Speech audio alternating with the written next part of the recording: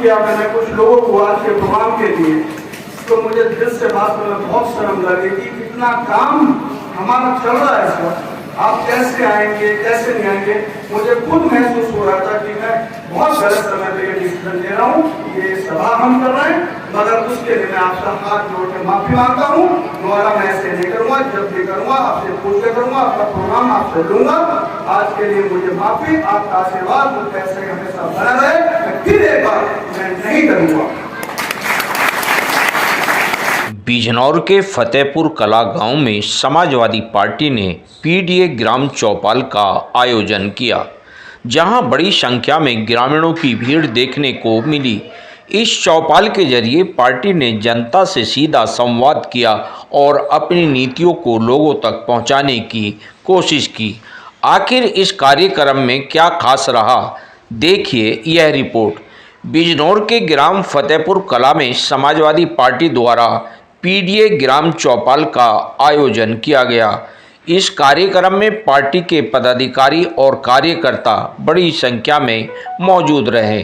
साथ ही ग्रामीणों ने भी बढ़ चढ़कर हिस्सा लिया। चौपाल के दौरान लोगों की समस्या सुनी और उन्हें समाधान का भरोसा दिलाया गया। पार्टी नेताओं ने पीडीए यानी पिछड़ा दलित और अल्पसंख्यक वर्ग को साथ लेकर चलने की बात कही। उन्होंने कहा कि समाज के सभी वर्गों को जोड़कर ही विकास संभव है। इस मौके पर सरकार की नीतियों पर भी सवाल उठाए गए और आने वाले चुनावों को लेकर रणनीति पर चर्चा की गई। कार्यक्रम के जरिए पार्टी ने गांव स्तर पर अपनी पकड़ मजबूत करने का संदेश दिया।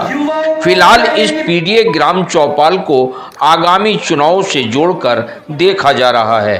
अब देखना होगा कि इसका राजनीतिक असर क्या पड़ता है। आप देख रहे हैं जनादेश भारत न्यूज चैनल पर हमारे सहयोगी संवाददाता नीरज पाल की यह खास रिपोर्ट। आइए सुनवाते हैं अनुज मलिक सपा नेता ने क्या कहा। फतेह कला में आपने पीडीए की चौपाल रखी है, क्या कहना आपका? हमने फतेहपुर कला में जो पीडीए चौपाल है, हमारे जो अपने बुजुर्ग और 30 से 40 गांव के जो लोग आज यहाँ आए थे, सभी ने हमें आशीर्वाद दिया। और पीडीए ही जो सरकार बनाने जा रहा है अखिलेश जी की 2027 में, उसके लिए भी सभी बुजुर्गों ने, किसान भाइयों ने, युवाओं ने बढ़ चढ़कर हिस्सा लिया और हमें प्यार दिया और मोहब्बत के साथ कहा कि 2027 में आपकी सरकार बनेगी, अखिलेश जी मुख्यमंत्री बनेंगे। अनुज जी, मन से आपने एक चीज़ कही थी कि आप सर्व समाज की बात कर रहे हैं, उसके बाद आपकी कॉलोनी पे बुलडोजर चला था, तो क्या बिजनौर जिले का जो प्रशासन है ये भाजपा के इशारे पे काम कर रहा है? देखिए, जो उस दिन हमने एक बात रखी थी सभी आप मीडिया के सामने, तो हमने भाईचारे की बात की थी। उसके बाद भी ये घटना हो रही, तो कहीं ना कहीं कुछ तो है जो बार बार परेशान करने की काम कर रहे हैं प्रशासन। मैं कहीं ना कहीं अपनी जगह ठीक हूँ, मगर मैंने पहले भी कहा था उस दिन भी और आज भी कहता हूँ कि मैं डरूंगा नहीं। नेताजी गांव वालों ने सिक्कों में तोड़ा, इसके बारे में क्या कहेंगे? उनका प्यार, उनकी मोहब्बत, ये मुझे पता नहीं था कि वो मेरे साथ ऐसा करेंगे लास्ट में।